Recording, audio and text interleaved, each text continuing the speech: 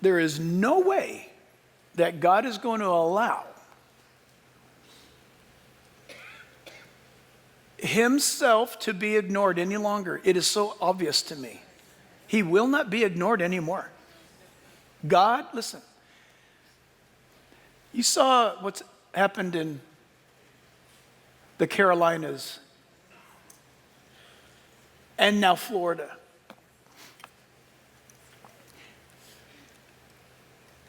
I don't believe God sent that stuff. I know this much about the Bible. When a storm arose, the Bible says Jesus stood up and he rebuked the storm and it was made still.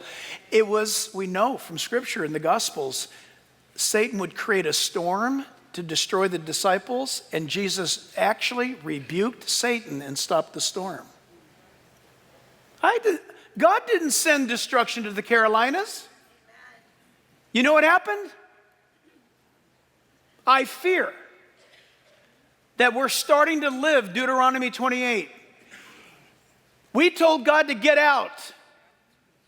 At first, he didn't listen. He just hung in there with us. And then we demanded that he get out. We get your Bible out of our class because we want to teach our kids pornography. That's our new religion. Sex, perversion. And we're in control, not you, God. We, the debased reprobates, will make the decision of what a child is taught and indoctrinated with. And you say, isn't that horrible? It's not horrible enough, apparently.